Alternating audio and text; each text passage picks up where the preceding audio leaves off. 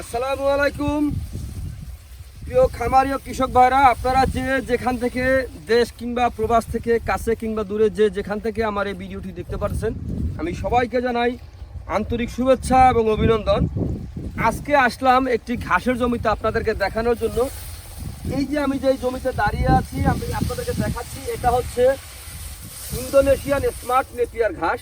এই ঘাসটা আপনার কম সময়ে অধিক ফলন হয়ে থাকে। এই ঘাসটা প্রত্যেকটা কাটিং রোপণ করলে, এতটুকু একটি কাটিং রোপণ করলে একটি কাটিং থেকে এত বড় বড় একটি ঝোপা হয়ে থাকে। এটা হচ্ছে পাতাযুক্ত ঘাস।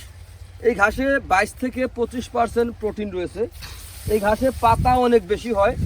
এই ঘাসের পাতাগুলি একটা পাতা থেকে আরেকটা পাতা বেশি একটা দূরে না। আমি এখানে দেখাবো আপনাদেরকে পাতাগুলি কীরকম হয় অথবা কাটিংগুলো কীরকম হয়, তা আমি আপনাদেরকে দেখাবো।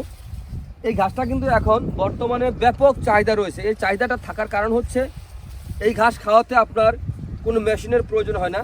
যদি মেশিন ছাড়া খাওয়ানো যায় তাহলে আপনার দেখেন অনেকটাই আপনার সাশ্রয় হয়ে থাকে। যেমন আপনার এই ঘাসটা যদি মেশিনে খাওয়াইতে হয়, দেখা যায় গোড়া থেকে কাইটা নিতে হবে, নিয়ে মেশিনে দিতে হবে।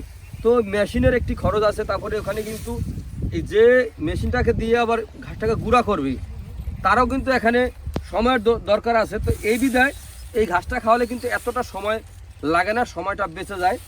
এই ঘাস আপনার যে কোনো মৌসুমে রোপণ করা যায়। এই দেখেন, আমি এখান থেকে একটি ঘাসের গোড়া থেকে আমি তুলে আমি আপনাদেরকে দেখাচ্ছি। এই দেখেন নরম ঘাস। এই যে দেখেন পাতায় শুকনো পাতাটা কিন্তু আপনার গরু অথবা ছাগল খেয়ে থাকে। এই দেখেন পাতাগুলি কত সুন্দর। পাতাগুলি কিন্তু বেশি দূরত্ব না, একেবারে কাছাকাছি। আর এই ঘাসের যে কাটিংগুলো হয় তাও আমি আপনাদেরকে দেখাচ্ছি। এই দেখেন কাটিং যতটুকু হয়েছে, কাটিংয়ের ভিতরে দেখেন আপনার শিকড় চলে এসেছে। দেখতে পাচ্ছেন প্রত্যেকটা গিটের সঙ্গে কিন্তু পাতা ছিল। আর এই দেখেন পাতার ভিতরে কিন্তু দেখেন এই যে অঙ্কুর দেখা যাচ্ছে। এই যে এগুলা কিন্তু এই অঙ্কুর, এই যে অঙ্কুর, অনেকে অঙ্কুর বলে অথবা অনেকে করি বলে। হ্যাঁ, এই দেখেন এগুলা থেকে কিন্তু আবার নতুন করে কিন্তু এই চারা গজাবে যদি আপনি এটা রোপণ করেন। অথবা যদি এটা আপনি গরুকে খাওয়াতে চান তাও খাওয়াতে পারবেন। একেবারে নরম। যদি শক্ত হতো তাহলে কিন্তু হাত দিয়ে ভাঙা সম্ভব হতো না। এই দেখেন এগুলা কিন্তু একেবারে নরম। এই ঘাসগুলো কিন্তু আপনার খুবই ভালো। এই ঘাস গরু, ছাগল, ভেড়া, মহিষ সকল প্রকার গবাদি পশু কিন্তু এই ঘাসগুলো কিন্তু খেয়ে থাকে। এই ঘাসটা আপনার যে কোনো জমিতে আপনি রোপণ করতে পারেন। যেই জমিটাতে আপনার জোয়ারের পানি অথবা বৃষ্টির পানি হচ্ছে আবার চলে যায়, এরকম জমিতে রোপণ করতে পারেন। চাইলে কিন্তু আপনার একেবারে ড্রেজার দিয়ে যে বালি ফেলানো হয় সেই বালি জমিতে আপনি রোপণ করবেন, তাও কিন্তু আপনি রোপণ করা সম্ভব। কিন্তু আপনার সেই জমিতে আপনার একটু গোবর থেকে যে জৈব সার হয়, জৈব সারটা আপনার দিতে হবে। তাহলে কিন্তু আপনার একেবারে কসকসে বালির ভিতরে কিন্তু এই ঘাসটা আপনি রোপণ করতে পারেন। এই যে আমি যে জমিতে দাঁড়িয়ে আছি এখানে কিন্তু একটু নিচু জমি, এই বিধে আমরা এখানে বেড তৈরি করে তারপর রোপণ করেছি যাতে পানিতে নষ্ট না হয়। যে পানি যেই জমিতে আটকে থাকে ওইখানে কিন্তু ঘাসটা রোপণ করা যাবে না। যেই জমিতে জোয়ারের পানি, বৃষ্টির পানি আসছে আবার চলে যায়, এরকম জমিতে আপনি রোপণ করতে পারেন এই ইন্দোনেশিয়ান স্মার্ট নেপিয়ার ঘাস। দেখেন ঘাস কত সুন্দর ঘাস। এই ঘাস থাকলে কিন্তু আপনার গরু, ছাগল, ভেড়া, মহিষ পালন করতে আপনার কোনো অসুবিধা হবে না। এর কারণ ঘাস হচ্ছে গবাদি পশুর একটি প্রধান খাদ্য। ঘাস ছাড়া কিন্তু গরু, ছাগল কোনোভাবেই পালন করা যায় না। যদি ঘাস ছাড়া শুধু আপনি দানাদারের উপরে নির্ভর করে যদি গরু, ছাগল পালন করতে যান তাহলে কিন্তু দেখবেন আপনি লসে পড়ে যাবেন। আর এই ঘাসটা একবার রোপণ করলে আপনার কমপক্ষে 5-7 বছর পর্যন্ত কিন্তু আপনি অনায়াসে খাওয়াতে পারবেন। এক প্রান্ত থেকে কাইটা কাটতে কাটতে আপনার আরেক প্রান্ত যাইতে দেখবেন পিছন থেকে আবার ঘাসটা কিন্তু হয়ে যায়।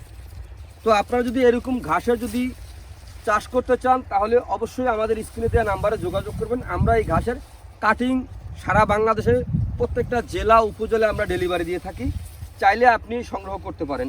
তো প্রিয় দর্শক, আমি বলবো আপনারা গরু অথবা ছাগলের খামার করার পূর্বে অথবা 2-1টি গরু, ছাগল যারাই পালন করেন আগে ঘাস চাষ করবেন, তারপরে গরু অথবা ছাগল পালন করবেন। তাহলে কিন্তু আপনারা কখনোই আপনার লস হবে না, আপনার খরচ কম হবে, বছর শেষে দেখবেন আপনার একটু লাভ হলেও হবে। আর যদি ঘাস ছাড়া পালন করেন তাহলে দেখবেন যে আপনার লসের সীমা নাই, এটা আপনি গনে শেষ করতে পারবেন না। আপনি যে গরু, ছাগল পালন করেন, পরিশ্রম করেন, পরিশ্রমটাই আপনার বৃথা যাবে। তাই আমি বলবো আপনারা আগে ঘাস চাষ করবেন, তারপরে গরু, ছাগল পালন করবেন। তাহলে খুব সহজে আপনার কাঙ্ক্ষিত লক্ষ্যে আপনি পৌঁছাতে পারবেন।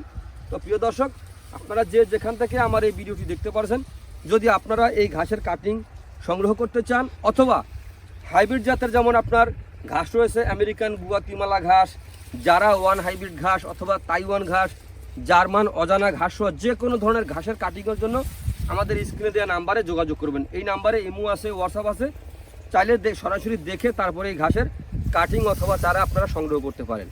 তো প্রিয় দর্শক, আপনারা যে যেখান থেকে আমার এই ভিডিওটি দেখতে পারছেন, তো আপনারা সকলে ভালো থাকবেন, সুস্থ থাকবেন। আল্লাহ হাফেজ।